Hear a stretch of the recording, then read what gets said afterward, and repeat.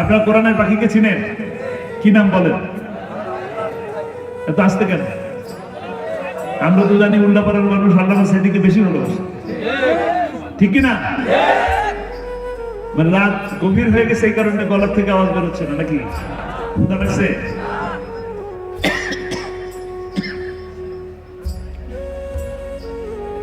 কোরআনের পাখিকে ভালোবাসেন আপনারা তার কোরআনের কথা শুনে। আর কোন কারণ আছে? উনি কি আপনাদের আত্মীয়? মাসে মাসে টাকা দিতেন, চকলেট দিতেন, বিরিয়ানি খাওয়াতেন? ভালোবাসেন কেন? কোরআনের দাওয়াত আপনাদের কাছে পৌঁছে দিতেন, এই কারণে তাকে আপনারা ভালোবাসেন। কোরআনের দাওয়াত গোটা বিশ্বব্যাপী তিনি পৌঁছে দিতেন বলেই তিনি দুনিয়ার মানুষের কাছে সম্মানিত। তিনি দুনিয়ার কাছে সফল একজন মানুষ। একইভাবে যিনি দুনিয়াতে সফল হলেন, তিনি আখিরাতেও একই কারণে সফল হবেন। আমরা সকলে, আমরা উপস্থিত যে মানুষগুলো আছি, আমরাও একইভাবে দুনিয়াতে সম্মানিত হতে পারি যদি আমরা কোরআনকে মানি, কোরআনকে বুঝি, কোরআনের কথা মানুষের কাছে পৌঁছে দেই। আল্লাহ তাআলার ভালোবাসা পাবো, আল্লাহ তাআলা আমার ভালোবাসা মানুষের কাছে পৌঁছে দেবেন, ঠিক কিনা? ঠিক বুঝেন এটা? আবার এটার মধ্যে বিপদও কিন্তু আছে। বিপদ আছে কিনা? কোরআনের কথা যারা বলে তাদেরকে 13 বছর 15 বছর জেলে থাকতে হয়, ঠিক কিনা?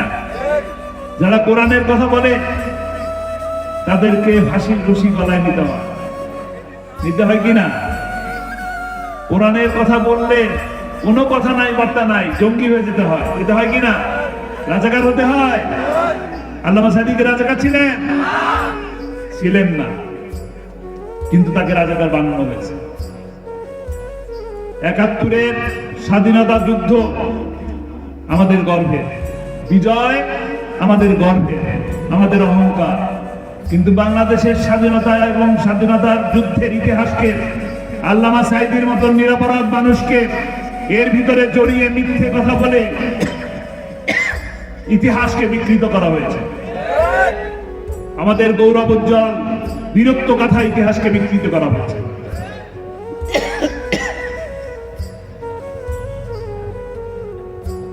বিনা অপরাধে তাকে 13টি বছর কারাগারে বন্দী করে রাখা হয়েছে। অপরাধ ছিল কি? কোরআনের দাওয়াত দেওয়া, কোরআনের কথা মানুষের কাছে পৌঁছে দেওয়া, কোরআনের কথা মানুষের কাছে পৌঁছে দেওয়ার অপরাধে 13টি বছর। এখনো তো শীত আসে নাই, এর থেকেও কঠিন শীতের মধ্যে তিনি 13 বছর জেলের মধ্যে ছিলেন। কতটা শীত ছিল চিন্তা করেন। আপনারা তো দরজা আটকায় দেন, দরজা আটকে দেন না? দরজা জানলা সব আটকায় দেয়। এখানে আমার অনেক ভাই আছে যারা জেলে থাকছেন, আমি নাম নিতে চাই না, হাতও উঁচা উঠতে পারবো না। উপস্থিত অনেক ভাই আছে যারা জেলে গেছে, সকলেই জানেন জেলখানায় কোনো দরজা আছে? আছে। শিক, লোহার শিক দেওয়া, সেই লোহার শিকের ভিতর থেকে ঠান্ডা কনকনে হাওয়া ঘরের মধ্যে ঢোকে। একজন 80 ঊর্ধ্ব বয়স্ক মানুষ সেই শীতের কনকনে ঠান্ডার ভিতরে চুপচাপ থাকছে, কখনো বলেন নাই যে কষ্ট হচ্ছে। যতবার সাক্ষাৎ করছি, যখনই দেখা করতে গেছি, কি গরম, ঘামাচ্ছি বসে বসে, ফ্যান চলে না, কারেন্ট নাই, তার মানে তো ফ্যান নাই। ওই গরমের মধ্যে থাকার পরও এই শীতের ভিতরে এত বড় দরজা, লোহার শিক, বাতাস ঢুকতেছে, ঠান্ডা কনকনে হাওয়া। সকালবেলা যখন দেখা করলাম, বললাম কেমন আছেন? গরম কি, বৃষ্টি কি, আর শীত কি, প্রতিটা সময় বলতেন আলহামদুলিল্লাহ, আল্লাহ অনেক ভালো লাগছে, আল্লাহ আল্লাহ। কোন কষ্টকেই তিনি কোনোদিন কষ্ট মনে করেন নাই, কারণ ওই কষ্টটাকেই মনে করছেন আল্লাহর জন্য আমি উৎসর্গ করলাম, আল্লাহর খুশির জন্য আমি এই কষ্টটা মেনে নিলাম। আমার এই কষ্টটা যদি আল্লাহ কবুল করেন, তাহলে আমি সন্তুষ্ট, তাহলে আমি সফল। কোরআনের দাওয়াত দেওয়া সহজ কথা না, মেনে নিতে হবে এরকম সময় আমার জন্য আসবে। আজকে আপনারা মনে করতেছেন ভালো আছেন, ভালো আছেন আপনারা, ভালো আছেন? আলহামদুলিল্লাহ। এই 5ই আগস্টের আগে কি এরকম ভালো ছিলেন? এরকম ভালো এত কথা বলার সুযোগ ছিল? 5ই আগস্টের আগে যে দিনগুলো ছিল সেই দিন যদি এরকম থাকতো, আমি কি আপনাদের সামনে এসে কথা বলার সুযোগ পেতাম? কোথাও যাওয়ার সুযোগ পেয়েছি? পাইনি। আল্লাহর খাস রহমত, আল্লাহর দয়া, অসীম দয়া আমাদের প্রতি, বাংলাদেশের প্রতি, বাংলাদেশের মানুষের প্রতি, যে আল্লাহ তাআলা দয়া করে জালিমের হাত থেকে আমাদের দেশটাকে রক্ষা করছে। আমরা একটা সামান্য স্বস্তি পাচ্ছি। এ বিজয় শেষ বিজয় নয়, এ বিজয় কাঙ্ক্ষিত বিজয় নয়, এটা মাত্র শুরু। এটা কি শুরু? আমাদের সামনে কাঙ্ক্ষিত বিজয়ের লক্ষ্যে এগিয়ে যেতে হবে। আমরা একটা বিজয়ের অপেক্ষা করছি। সে কোন বিজয়? একটু পরে বলতেছি। আপনারা যে আল্লামা সাঈদীকে ভালোবাসেন, সে আল্লামা সাঈদীকে নিয়ে আসা হলো কারাগার থেকে। তিনি সুস্থ সবল একজন মানুষ, বয়স যাই হয়েছে, 83 বছর বয়স, কিন্তু তিনি সুস্থ ছিলেন। তাকে বলা হলো হার্ট অ্যাটাক হয়েছে। হার্ট অ্যাটাকের চিকিৎসা করার জন্য তাকে পিজি হাসপাতালে নিয়ে আসা হলো। আপনারা ফেসবুকে দেখছেন, হার্ট অ্যাটাকের কোন পেশেন্ট কি হুইল চেয়ারে বসে আসে না শুয়ে শুয়ে আসে? বলেন কিভাবে আসে? হার্ট অ্যাটাকের পেশেন্টকে এত সুন্দর করে হাসি দিতে পারে? পারে না। এইভাবে সালাম দিতে পারে? পারে না। কিন্তু তিনি যখন অ্যাম্বুলেন্স থেকে নামলেন, আপনাদের সকলের জন্য, উপস্থিত যে মানুষগুলো ছিল এবং আপনারা যারা পরবর্তীতে দেখলেন, প্রত্যেকের জন্য দুঃখিত, প্রত্যেকের জন্য অত্যন্ত সুন্দর করে একটি সালাম দিলেন, আসসালামু আলাইকুম। শুনছেন না? কেউ একজন জিজ্ঞেস করলেন, কেমন আছেন, আপনার কি কষ্ট হচ্ছে? তিনি বললেন, না, আলহামদুলিল্লাহ, এবং অত্যন্ত সুন্দর মিষ্টি মধুর একটি হাসি দিলেন। দিলেন কিনা? দেখছেন আপনারা হাসি? ওটা কি হাসি? সাধারণ কোনো হাসি? জান্নাতি হাসি। ওই হাসির মধ্যে তিনি জানিয়ে দিলেন, 13 বছর ধরে বন্দী রেখেও আমার কোনো কষ্ট হয় নাই। জালিমের যতই জুলুম হোক, মুসলমান মাথা নত করার মতন নয়। তিনি হাসি দিলেন, বললেন, আলহামদুলিল্লাহ, ভালো আছি। আমার সাথে যারা আছে এরকম দেখালেন না, এরা আমাকে অনেক দেখে শুনে রাখছে। দেখছেন না ভিডিওটা? তারপরে তাকে নিয়ে যাওয়া হলো। আমার পরিবারের সদস্যরা হাসপাতালে ছিলেন। একটা মানুষকে একটা সেকেন্ডের জন্য দেখা করার সুযোগ দেন। একজন মানুষকেও একটা সেকেন্ডের জন্য দেখা করার সুযোগ দেন। পরের দিন ডাক্তার বললেন উনি নাই। এটা কি সাধারণ মৃত্যু? সাধারণ মৃত্যু মোটেই নয়। তাকে ইনজেকশন পুশ করে হত্যা করা হয়েছে, এবং এই হত্যার বিচারে মাটিতে হবে ইনশাআল্লাহ। না, আমি ফাঁসি চাই না, আমি ফাঁসি চাই না। আমি আল্লামা সাঈদীর স্বপ্ন পূরণ করতে চাই। তিনি প্রতিটি মাহফিলের মধ্যে শেষে বলতেন, আল্লাহ তাআলা বাংলার জমিনে কোরআনের রাজ প্রতিষ্ঠা হয়েছে, এই দৃশ্য দেখে যেন আল্লাহ তাআলা আমাকে নেন। তার এই স্বপ্ন পূরণ হয় নাই, হয়েছে? এই স্বপ্ন পূরণ করার দায়িত্ব কার? কাদের? আমাদের। রাজি আছেন? এই স্বপ্ন পূরণ করতে চান? কিভাবে? হ্যাঁ, ভোটের মাধ্যমে ইনশাআল্লাহ। আল্লাহ যদি সুযোগ করে দেন তাহলে ভোট দিবেন। কিন্তু কোরআনের রাজ প্রতিষ্ঠা করার জন্য প্রথমে নিজেকে কোরআন জানতে হবে। নিজে কোরআন পড়বো, নিজে কোরআন বুঝবো, কোরআনের দাওয়াত মানুষের কাছে দেব, কোরআন দিয়ে আমাকে গড়ব, কোরআন দিয়ে আমার পরিবারকে গড়ব, কোরআন দিয়ে আমার পরিবেশকে গড়ব, সমাজকে গড়ব। তারপর আমি আমার কোরআন দিয়ে রাষ্ট্র গঠন করবো ইনশাআল্লাহ। রাজি আছি? আমার বড় ভাই মাওলানা রাফিক বিন সাইদ, তিনিও তার পিতার মতন একজন মুফাসসিরে কোরআন ছিলেন।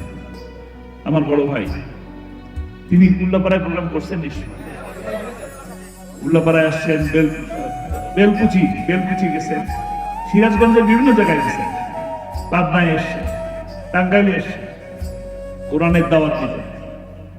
তিনি আব্বার মামলা চলাকালীন সময় কোর্টের ভিতরে হার্ট অ্যাটাক করে ইন্তেকাল করেছেন। আল্লাহ তাআলা তাকে শহীদি মর্যাদা দান করেন। 28শে ফেব্রুয়ারিতে যখন আল্লামা সাঈদীর ফাঁসির রায় ঘোষণা করা হয়, তখন অসংখ্য মানুষ রাজপথে জীবন দিয়েছে। আপনাদের এই সিরাজগঞ্জেও এরকম হয়েছে কিনা? পরবর্তীতে আব্বা বলতেন, কোরআনের জন্য আমাকে ভালোবেসে এতগুলো মানুষ জীবন দিছে, সর্বপ্রথম আমার ছেলেটা আমার জন্য জীবন দিছে। আমার বড় ভাই কথা বলতে যে এই কথাটা বলতেন, কোরআনের জন্য সর্বপ্রথম আমার ছেলেটা জীবন দিছে। কিন্তু আরো একজন রফিক আছে কিনা? আছে। আপনাদের প্রিয় মুফাসসির, কোরআনের পাখি, শহীদ আল্লামা দেওয়ার হোসেন সাঈদী রাহিমাহুল্লাহ, তিনি আপনাদের এখানের যে রফিক আছে তাকে বলতেন যে আমার এক ঘরে এক রফিক আছে, এই আর এক রফিক। কি রফিক?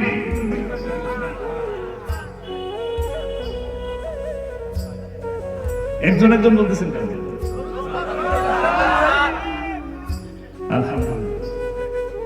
কোরআনের পাখিকে যারা ভালোবাসেন, কোরআনকে যারা ভালোবাসেন, তারা আগামীতে কোরআনের পক্ষের মানুষের সাথে থাকবেন কিনা? একজন, এই যে মসজিদ বানানোর এখানে যে ইন্তজাম হচ্ছে, এই মসজিদ বানানোর জন্য মসজিদ হইলে পরে একটা ইমাম আসবে না? সেই ইমাম নিয়োগের সময় আপনারা কি দেখেন? ইমামের মাথায় টুপি আছে কিনা, ইমামের মুখে দাড়ি আছে কিনা, ইমাম সত্য কথা বলে কিনা, ইমাম কোরআন পড়তে জানে কিনা, শুদ্ধ করে পড়তে জানে কিনা, ইমাম পাঞ্জাবি পরে কিনা, ইমাম টাকনোর উপরে পায়জামা পরে কিনা, এত কিছু দেখেন। বউটা পর্দা করে কিনা তাও খোঁজ নেন কিনা?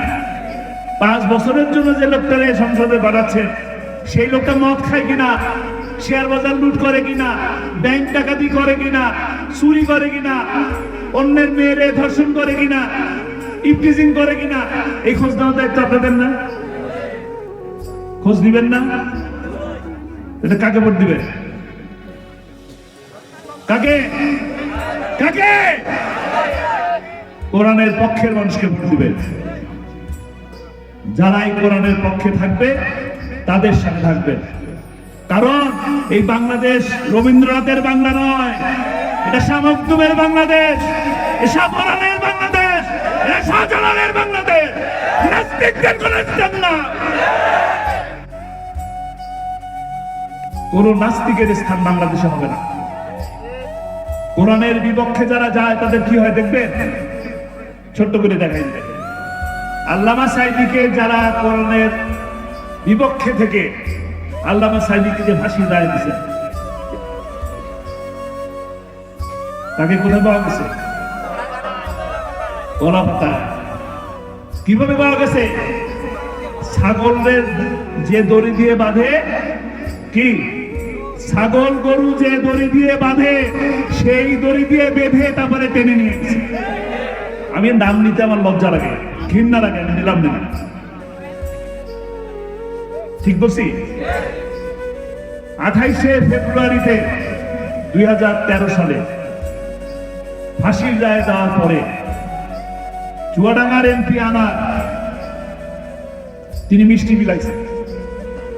আওয়ামী লীগের এমপি মিষ্টি বিলাইয়া বলছেন, জনসভা মিছিল করে নিয়ে জনসভা করছেন, জনসভা করে বলছেন এই রায় দ্রুত সময়ের মধ্যে কার্যকর করতে হবে এবং তার দাফন বাংলার মাটিতে হতে দেওয়া যাবে না।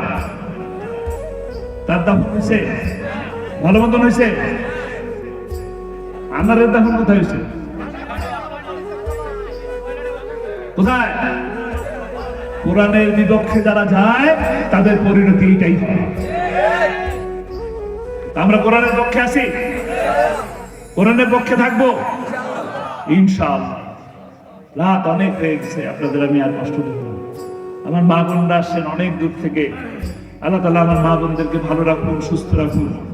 মা বোনদের সকল প্রকার দুঃখ কষ্ট বেদনা আল্লাহ তাআলা তার কুদরত দিয়ে দূর করে দিন। আপনারা যারা উপস্থিত থাকলেন, কথা শুনলেন, তারা প্রত্যেকেই তার পরিবারের জন্য সবাই হৃদয়বান হবেন। আর আমি তো আমার বাবা হারিয়ে ফেলেছি। আমি সক্ষম থাকা অবস্থায়ও আমি আমার বাবার প্রতি যে খেদমত করা উচিত ছিল, আমি 13টা বছর ধরে তার সেই খেদমত করতে পারিনি। কিন্তু আপনাদের যাদের বাবা মা বেঁচে আছে, আপনারা আপনাদের সাধ্যের থেকেও বেশি আপনারা আপনার বাবা মায়ের জন্য খেদমত করার চেষ্টা করুন। বাবা হারানোর পরে, মা হারানোর পরে আর আসবে না, আর আসবে না, আর কোনোদিনও আর বাবা আর মা আসবে না। ওই বাবা মার দোয়া নেওয়ার জন্য, সেই বাবা মার জন্য আপনারা খেদমত করবেন। আল্লাহ তাআলা আমাদেরকে কবুল করুন, ইসলামের পক্ষে থাকার তৌফিক দান করুন, কোরআন বুঝে চলার তৌফিক দান করুন। দোয়া করবেন, কোরআনের পাখি দুনিয়াতে যেমন কোরআনের পাখি ছিল, ঠিক তেমনি ভাবে আল্লাহ তাআলা যেন জান্নাতেও সবুজ পাখি হিসাবে আল্লাহ তাআলা তাকে কবুল করে নিন। আমার তৌফিক ইল্লা বিল্লাহ। আসসালামু আলাইকুম ওয়া রাহমাতুল্লাহ।